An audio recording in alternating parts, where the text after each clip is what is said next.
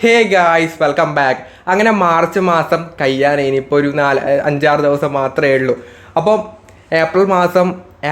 March മാസം ഒരുപാട് നല്ല ഫോൺസ് ഇറങ്ങി കേട്ടോ. ഫ്ലാഗ്ഷിപ്പ് തൊട്ട് അല്ലെങ്കിൽ ബഡ്ജറ്റ് എൻട്രി ലെവലിൽ ഒരുപാട് നല്ല ഗെയിമിങ്ങും ക്യാമറ ഫോൺസും ഒക്കെ ഇറങ്ങി. ഇനി അടുത്ത മാസം ഇതിൻ്റെ അപ്പുറത്തേക്കുള്ള ഫോൺസാണ് വരുന്നത്. നമ്മൾ 6500 mAh വരെയുള്ള ബാറ്ററിയുള്ള ഫോൺ കണ്ടു.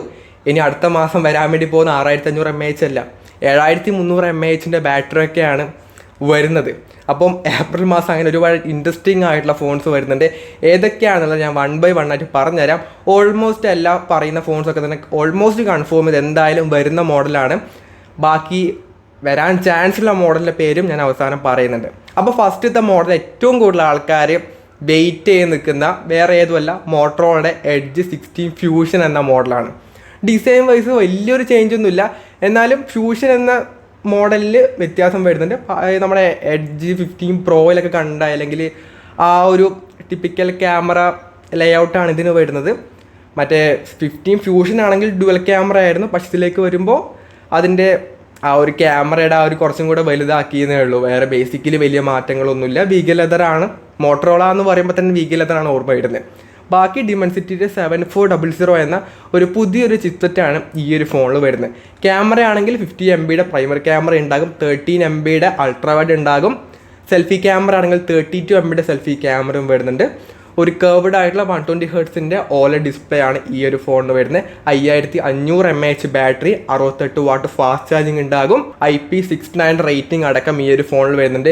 എക്സ്പെക്ട് ചെയ്യുന്ന പ്രൈസ് എന്ന് പറഞ്ഞാൽ അണ്ടർ 25Kയിലായിരിക്കും ഈ ഒരു ഫോൺ വരുന്നത്. എഡ്ജ് 50 ഫ്യൂഷനും ആ റേഞ്ചിലായിരുന്നു ഉണ്ടായത്, 23 ആ റേഞ്ചാണ് ഉണ്ടായത്. എന്തായാലും ഇതും അതിൻ്റെ അപ്പുറത്തേക്ക് എന്തായാലും പോകാൻ ചാൻസ് ഇല്ല, കാരണം അടുത്തടുത്ത പ്രൈസിൽ ഒരുപാട് മോഡൽസ് അവർക്ക് ഇനിയും വരാനുണ്ട്. അത്ര എഡ്ജ് 16 സീരീസിൽ തന്നെ. അതുകൊണ്ട് എന്തായാലും ഇതിൻ്റെ പ്രൈസും ആ ഒരു സെയിം പ്രൈസ് പോയിന്റ് തന്നെ ആയിരിക്കും ഈ ഒരു ഫോൺ വരുന്നത്.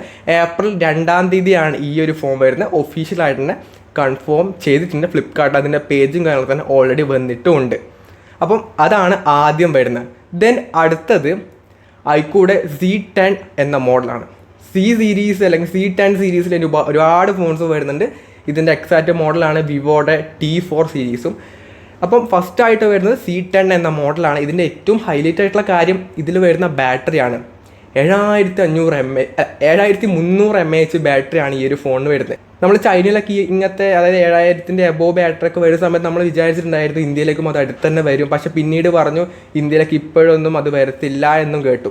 6500 സ്റ്റക്കായി, കാരണം അവിടെ 7000 mAh ഉള്ള ഫോണൊക്കെ ഇറങ്ങുന്ന സമയത്ത് ഇന്ത്യയിലേക്ക് വരുന്ന സമയത്ത് അത് 6500 6000 ഒക്കെ ആയി കുറച്ചിട്ടുണ്ടായിരുന്നു.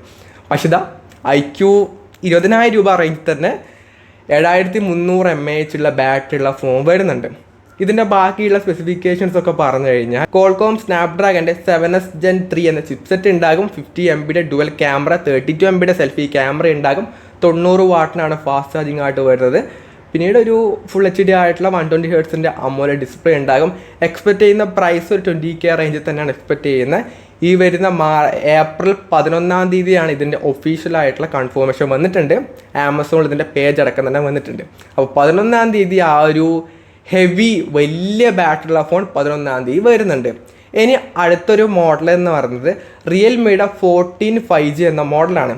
ഇതും ഓൾമോസ്റ്റ് കൺഫേം ചെയ്ത കാര്യമാണ്. ഇതിൻ്റെ ഡിസൈൻ എന്നൊക്കെ പറയുന്നത് ഇപ്പം റീസെൻ്റായിട്ട് വന്ന റിയൽമിയുടെ P3 ഉണ്ടല്ലോ, ഓൾമോസ്റ്റ് അതിൻ്റെ സെയിം ഡിസൈനാണ് ഇതിന് കൊടുത്തിട്ടുള്ളത്. ബാക്കിയുള്ള സ്പെസിഫിക്കേഷൻസ് ഒക്കെ പറഞ്ഞു കഴിഞ്ഞാൽ കോൾകോം സ്നാപ്ഡ്രാഗൻ്റെ 6 Gen 4 എന്ന ചിപ്സെറ്റാണ് ഈ ഒരു ഫോണിൽ വരുന്ന. 120 Hz വരുന്ന AMOLED ഡിസ്പ്ലേ ഉണ്ടാകും. 6000 mAh ബാറ്ററി, 45 വാട്ട് ഫാസ്റ്റ് ചാർജിങ്ങും 50 MBയുടെ ഡുവൽ റിയർ ക്യാമറ ഈ ഒരു ഫോണിൽ വരുന്നുണ്ട്. ഇതും ഒരു ഏപ്രിൽ പകുതി ആ ഒരു സമയത്താകുമ്പോൾ ഒരു മിഡ് റേഞ്ച് ഒക്കെ ആകുമ്പോൾ ആയിരിക്കും ഈ ഒരു ഫോൺ വരുന്ന. ഒരു 50K റേഞ്ചിൽ വരുന്ന ഒരു മോഡലാണ്. ഓൾമോസ്റ്റ് P3യുടെ ആ ഒരു സെയിം സ്പെക്കാണ് ഇതിനും കൊടുത്തിട്ടുള്ളത്. ദെൻ അടുത്തൊരു ഫ്ലാഗ്ഷിപ്പ് ആയിട്ടുള്ള മോഡലാണ്, വേറെ ഏതുമല്ല, ഒരുപാട് നാളായിട്ട് വെയിറ്റ് ചെയ്യുന്ന സാംസങ്ങിൻ്റെ ഗാലക്സി S25 എഡ്ജ് എന്ന മോഡലാണ്. ഓൾമോസ്റ്റ് കൺഫേം ചെയ്തിട്ടുണ്ട് അടുത്ത മാസം തന്നെ ഈ ഒരു ഫോൺ എന്തായാലും വരുന്നതായിരിക്കും. ഒരു ഏപ്രിൽ പകുതിയോടൊക്കെ ആകുമ്പോൾ ഈ ഒരു ഫോൺ വരുന്നുണ്ട്. ഇതിൽ വരുന്നത് സ്നാപ്ഡ്രാഗൻ്റെ 8 Elite ആണ്. ഏറ്റവും തിക്നെസ് കുറഞ്ഞ സാംസങ്ങിൻ്റെ ഫോണാണ്. 4000 mAh ബാറ്ററി ഉള്ളൂ. ബാക്കിയുള്ള ഫോൺ പോലെ 7000 6000 ഒന്നും ഇതിന് വരുന്നില്ല. 4000 mAh battery, 25 what fast charging ഒക്കെയാണ് പറയുന്നത്. 50 MB ഡുവൽ ക്യാമറ. ഇതിൻ്റെ ഡിസൈനും ബാക്കി എല്ലാം തന്നെ കഴിഞ്ഞ S25 സീരീസിൻ്റെ ലോഞ്ച് ഇവൻറ്റിൽ കാണിച്ചിട്ടുണ്ടായിരുന്നു. അതുകൊണ്ട് ഡിസൈനിൽ നമ്മളൊന്നും വേറെ ഒന്നും പ്രതീക്ഷിക്കേണ്ട ആവശ്യമില്ല, സെയിം ഡിസൈനാണ് വരുന്നത്. പിന്നീട് വേറെ വലുതായിട്ടൊന്നുമില്ല. ഓൾമോസ്റ്റ് ഒരു 1,00,000 രൂപയൊക്കെ നമ്മളിതിന് എക്സ്പെക്റ്റ് ചെയ്യുന്നുണ്ട് കേട്ടോ പ്രൈസിങ്. മിക്കവാറും S25 പ്ലസിൻ്റെ ഇടയിൽ വരാൻ, അതായത് S25 പ്ലസിൻ്റെ ഇടയിൽ വരാനാണ് ചാൻസ്. അങ്ങനെയാണെങ്കിലും പ്രൈസ് എക്സ്പെക്റ്റ് ചെയ്യാൻ പറ്റുന്നില്ല കേട്ടോ. 90,000 വരും, അല്ലെങ്കിൽ 1,00,000 S25 പ്ലസിന് വരുന്നുണ്ട്.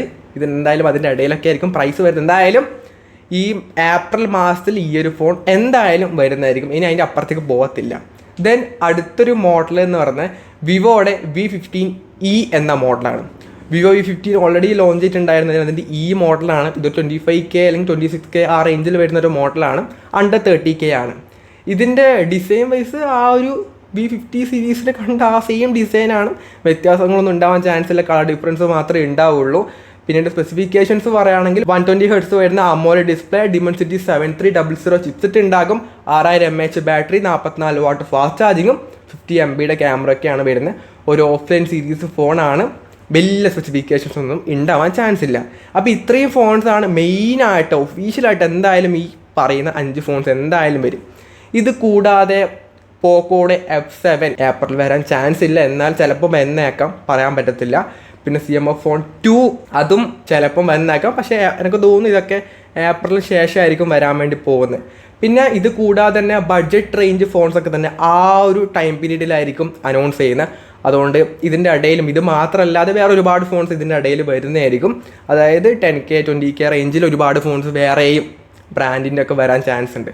അപ്പം ഇത് മാത്രമല്ല, അപ്പം വരുന്ന വഴി നമ്മൾ എല്ലാത്തിൻ്റെ വീഡിയോസ് ചെയ്യുന്നതായിരിക്കും. അപ്പോൾ സബ്സ്ക്രൈബ് ചെയ്ത് വെക്കുക. അപ്പം ഈ ഒരു വീഡിയോ യൂസ്ഫുൾ ആണെങ്കിൽ ലൈക്ക് ചെയ്യുക, ഷെയർ ചെയ്യുക, സബ്സ്ക്രൈബ് ചെയ്യുക. So it's fundamental signing off. By.